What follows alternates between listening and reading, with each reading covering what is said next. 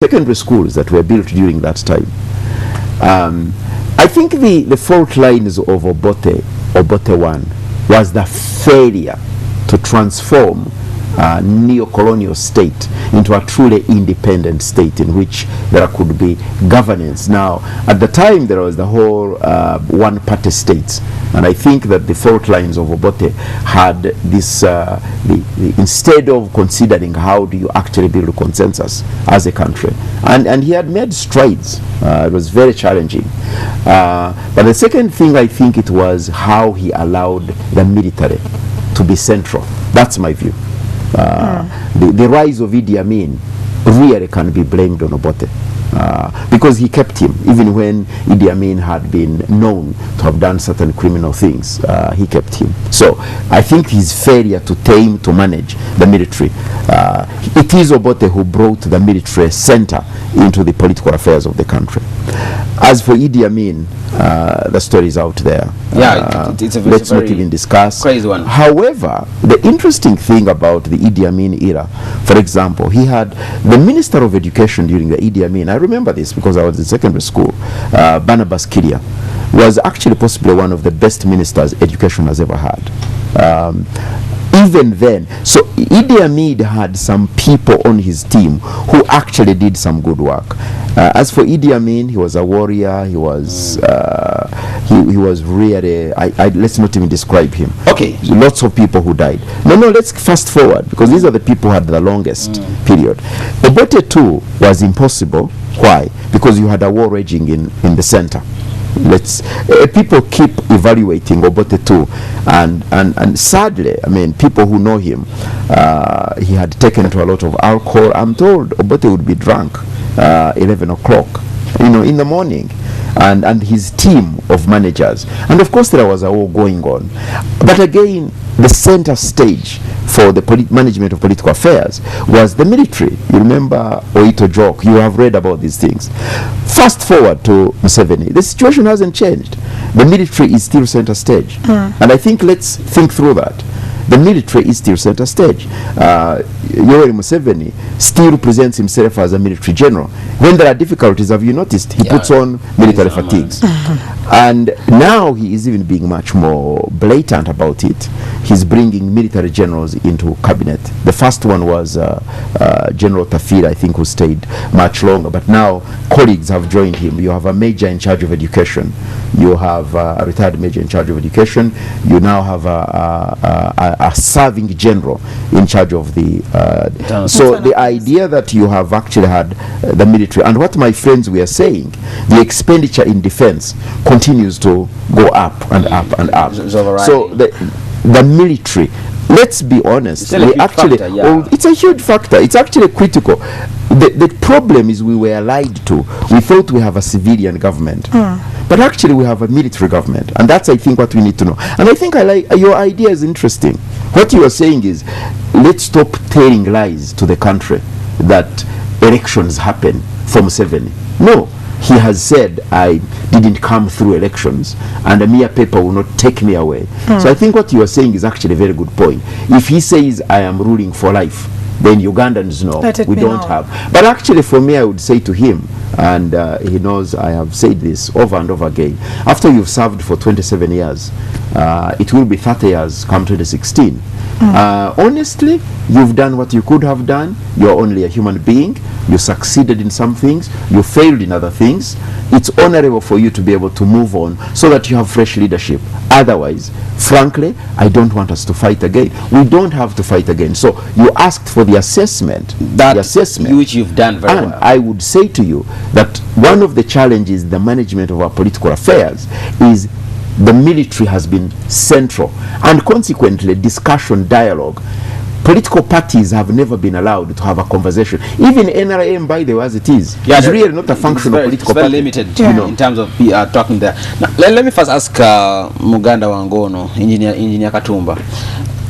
Ensonga ajinyode bulungi natujjayo gye tulindi wakati naye kinyaga otegeera kuggwenga Engineer Katumba ng'omuntu bw'otunuulira embeera eriwo mu ggwanga olunaku lwaleero bingi oba bibaddewo mu gavumenti ya Museveni ebiremyewo naye ng'omuntu ng'osuubira nti saawa kisobola okukyusibwa ekisobola okukyusibwa okutereeza embeera eriwo kubanga nze nkimanyi ekigere kyekiba kiwunya tebangatto olwaibu bwe osuubira nti engatto yeewunya kiba kizibu kinene nnyo kiba kigere olwaleero ekigere kyekikola kyekiwunya tulina kukola tutya tulina olwaleero abakulembeze ba-Africa n'amawanga amalala tulina okukyusa obukulembeze tuyinza kubeera nti obufuga emyaka 27 kikyenyo kiba kyufiira ku bantu golina vision weka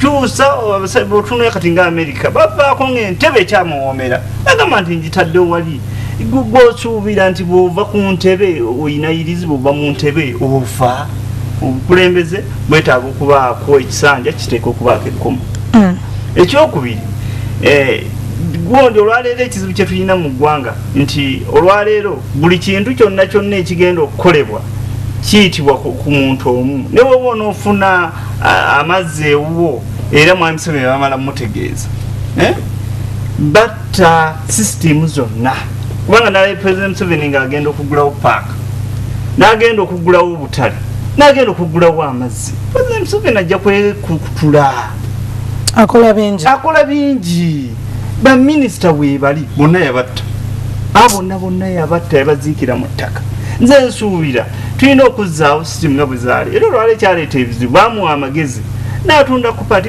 zonna ezaaliwo n'azitunda kakati olwaleero tulya sente tulina buno microfinance kakati abantu tulina buyinza kwekulaakulanya tetwalisuubidde titwalibadde tuzizzaawo otunula ebyobulimi bannaddiini babimanyi bulungi nnyo bakadde baffe nti ebyobulimi twali tuyimiriddewo kubanga yaffe eyimiriddewo ku bulimi kituufu bwogenda kati ebusoga musoga tawali alya ku kyennyanja naye nga ennyanja teriyo ennyanja gyeri tasobola kukirya ekyennyanja ennyanja ne bwoleeta wano minisita wago Nankabirwa era ajja kugamba ennyanja tugitunda oba olina sente tusobola okuguza paati ekyo kizibu kinene nnyo kiba kitegeeza nze bwegamba nti ekigere kyekiba kiwunya tebangatto nti Pulezidenti Museveni kyekizibu kubanga kakati mubeeramu ebintu byoba tokyasobola ebintu kakati mulimu emyaka gyotuuka kunoga nti kino mubutuufu gano amazina sikyagenda n'amazina gakufuumuula nfuufu nja kugenda mu Afirigo eno gye nja okukola ki sijja kusobola bano bavubuka sipiidi gye bakola ki gye batambulirako lwaki oyagala osuubire nti otambule nga kyogezaako gamba omukulembeze waffe ekyo ekizibu kyaffe era nga yeetaaga okulekulira nti ebintu ebirala bigende maaso ebintu ebirala ye bw'aba nga asuubira nti yajja okufuga kubanga olwaleero mukimanyi buli kati mugende mu banka era agenda nagamba nti abavubuka tebesigwa batuleetera sente zenkulaakulana z'abavubuka ne bazituma naye oba ogenda mu banka nze banka zonna ezisingako sikyalabayo basajja banvi zikulukuse bavubuka bato bebaddukanya ebiki naye bituuka kubya sente agamba nti takwesiga sente bwaba nagenda nazo atambulira nazo mu bikapu ekyo eggwanga liba linatambulabesiga nti nemuli baminisita be kakati nze nsuubira bwe tuba tunayagala ffenna okutambulira ewamu buli institution yonna eddemu ekole nga bwe zakolanga naye bwe ziraba tezizzeeyo kubanga nalaba bannaddiini bano baba bakubadda bwe yagendako eno emukono yali ali mukuziika nagamba nti mmwe bannaddiini mukole ogwammwe sijja kujja nze ku kituuti nduumire ntandike kulikinga ndiga mukole ogwammwe kakati n'omutumia ne bannaddiini nabo abakola ki abalima embiri ne President natera okubeera munnaddiini ngenda kuddira kansoke mbuuze omusajja wange ono omulala gavumenti zonna eziriwo fa baziyimirizaawo ng'abantu ba bulijjo naye ekizibu ekiriwo nti ennaku zino naffe abandiziyimirizaawo tuganya okufuna gye twekolerawo nga ffe buli kantu kantu tukakwasa gavumenti Ssemwanga njagala ombuulire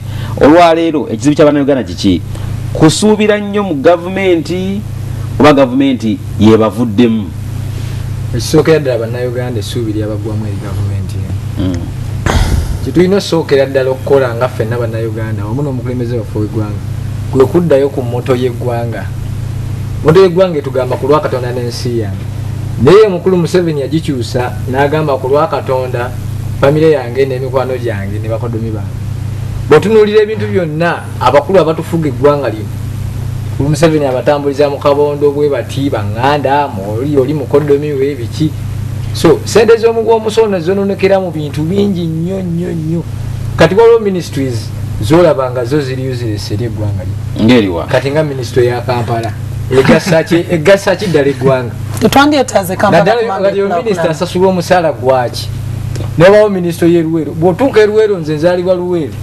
n'obuwanga ndowooza obumu bukyali mu bibira naye nga waliwo minisita mulamba avunanyizibwa ku nsonga z'eruweero ezo sente eziweebwa abo baminisita ezo minisita zenkyasinza okulaba ziri useless eri eggwanga lya Mami Samwanga nsaba okuntangazaamuko ensonga ogamba ministry zennyini ze ziteetaagisa oba abazikolamu be batakoze kye balina kukola waliwo ebiteekebwawo nga tebyaliteekeddwawo nga which means nti mukulu Museveni addira omuntu oba bw'alaba nti oli mukwano gwange oba muganda wange ngenda muvaamu ne bafekingawo ministry kati nze njagala ombuulire ministry ya Kampala egasizaawo waddira noteekawo okulonda nokkiriza nti Lukwago alondebwe ne mukkiriza n'akakiiko k'ebyokulonda kewalondera mukulu Kibunde kalangi ya Lukwago ate nojjozizikawo Lukwago nojjozizikawo